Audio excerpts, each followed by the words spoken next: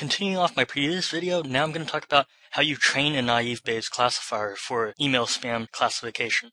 As a reminder, the parameters we had for our model were S, a bunch of PJs, and a bunch of QJs. So the PJs are the probability that in a ham email, whether a word J appears. And then Q is similar except for spam emails. And S is the probability of the label being spam. All right, and so a key assumption we're now going to make is that our training data, our N emails that we saw, are generated independent and identically distributed using the generative process for how emails are generated under the naive Bayes model. So what do I mean by that? Well, here is the joint distribution evaluated out of our training data. So this is all of our training data, and there's a parameter theta that parameterizes this distribution. So because this is being modeled as their IID samples from the naive Bayes model, what this means is that this decomposes as the product across the emails, and then for each of the emails, it's just going to be an instantiation of the naive Bayes model, where we have the probability of seeing label CI for the ith email, parameterized by theta, times, and then we're going to go through all of our words in the dictionary of probability yj for the ith email, given label for the ith email, parameterized by theta. All right, so this is going to be the joint distribution evaluated at our training data. So these C's and Y's, you can treat these as fixed. And what we don't know is the theta. So how we're going to learn the parameters theta for training is we're going to use maximum likelihood estimation. So in particular, what I've written here is the likelihood. And so to make things simpler, what we're going to do is we're going to look at the log likelihood. And we're going to maximize the log likelihood over theta. But let me first give some equations to make life easier. So what I have here is another way of representing the distribution for the classes is to say S to the power of whether C is spam. So for example, if C is equal to spam, then this exponent is going to be 1, and this exponent is going to be 0. So this thing is just going to evaluate to S, the probability of spam. Whereas if C is ham, then this exponent will be 0, and this exponent will be 1, and so this will just evaluate to 1 minus S. All right, and there's a similar representation trick going on for P of yj given C. So the difference is that now we need to look at whether C is ham or spam. If C is ham, then we're going to use PJ, otherwise we're going to use QJ. Okay, so as an example, if we're looking at spam and yj is equal to 1, then what we'll get out is 1 given spam is just going to be QJ, because this exponent is going to be 0, this exponent is going to be 1. All right, so now we're going to talk about how to simplify the log likelihood. And specifically, what I'm going to show is that this log likelihood, this thing can be written as, it'll just be equal to some function of S, and then plus function Gj of the Pjs, and then functions of the Qjs. All right. And so basically, by showing that the log likelihood can decompose into this expression means that to maximize over theta, we can actually maximize over S, PJs, and QJs separately. So that'll be a very nice decomposition that the different parameters don't couple. And so let's go ahead and show what these functions f, gj, and hj are. Let's push this log into the sum. So let's see what happens. We're going to have, by pushing the sum in, we're going to have log pc of ci parameterized by theta plus j going from 1 to capital J of log pyj given c of yji given ci parameterized by theta. So this is the log likelihood, where now let me push this summation in so that I get that.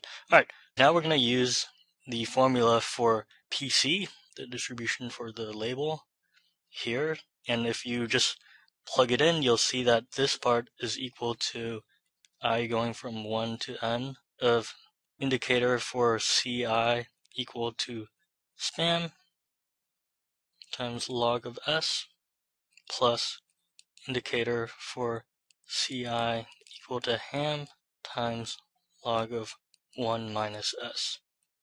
So again, that's just taking this and taking the log of this, and then so the indicator function comes downstairs and you get log s plus indicator times log 1 minus s.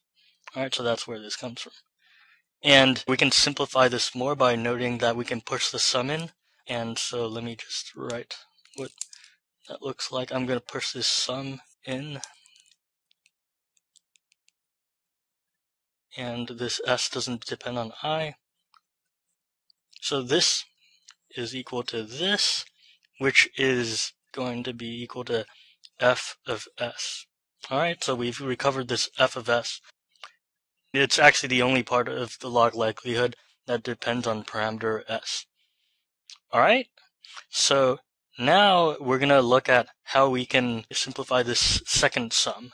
And so one thing to notice is that this pyj given c depends on the class label, whether the email is ham or spam.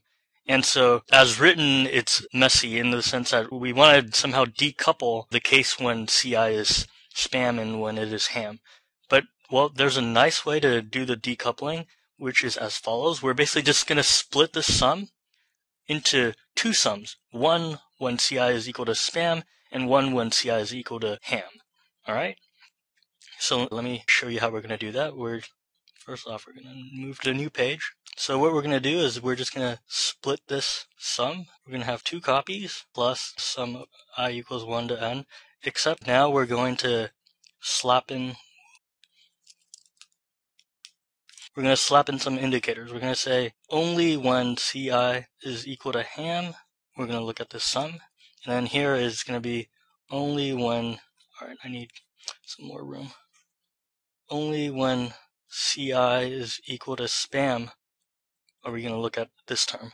Alright, so this here is actually equal to this second term in the log likelihood. So I've broken the sum up into two pieces, and now because these are all guaranteed to have label ham, we can nicely simplify probability of yj given c, alright, using the formula I had up here. And so let me just write out what this whole thing is equal to. So it's going to be, so I'm just going to erase and write what this becomes. This top part is just going to become yj I log of pj plus 1 minus yj I times log 1 minus pj. Again, this is just by taking the log of this expression here. And something similar happens down here, where this just becomes yj I log qj plus 1 minus yj I log 1 minus qj. Alright, same thing as what's up here. The p's are now replaced by q's. Alright, so we can actually clean this up a little bit by noting that I can push this summation out for both of them actually. Let me just write what I mean by that. I'm going to have j going from 1 to capital J, sum I equals 1 to n. So I'm going to have this yj I times log pj. This does not depend on I. And then we're going to have plus I equals 1 to n of ci equals ham. I'm running out of space. Let me move this. Times 1 minus yj I log 1 minus pj. Alright? And we're going to get something similar for the case of spam, except where the pjs are replaced by qjs. But what I've written here, this stuff, this is just going to be the function gj of pj, okay, that I talked about earlier. And so, in particular, these functions, gj, each of these, for the jth guy, it only depends on parameter pj. It doesn't depend on any of the qjs or the parameter s. Alright? And the hj's will look very similar, except instead of ham, it'll be spam, and the p's will turn into q's. Okay? So let me just write that explicitly. hj of qj is just going to be equal to the following.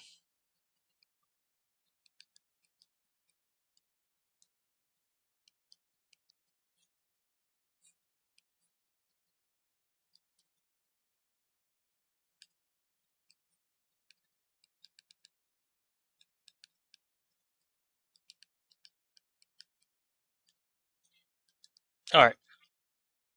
So now we've completely written out what the log likelihood simplifies into in terms of f, gj's, and hj's. So we're ready to do maximum likelihood estimation. And in particular, as a reminder, when we have, so this we saw when I talked about maximum likelihood estimation before for the biased coin.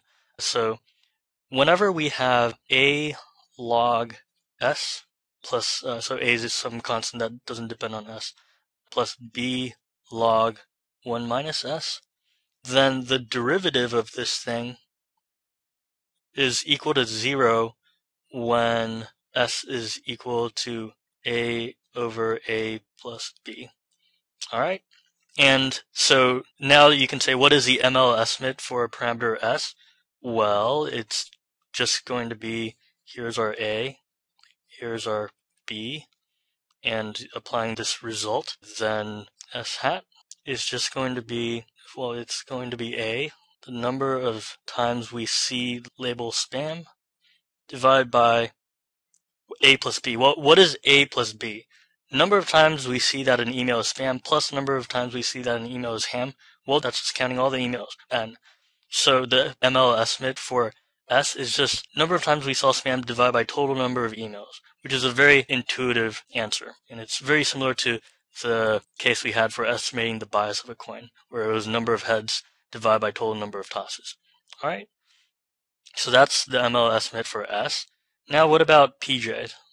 What we're going to do is we're going to maximize the likelihood with respect to PJ, and basically when you take the derivative with respect to PJ, everything's going to get zeroed out except for the function GJ, so we only need to differentiate the function GJ. And well, when is the derivative of GJ with respect to PJ equal to 0? Well, same thing as before. Here's A, and here is B, okay? And so the ML estimate for PJ is just going to be A over A plus B. That's going to be sum going from I equals 1 to n of following.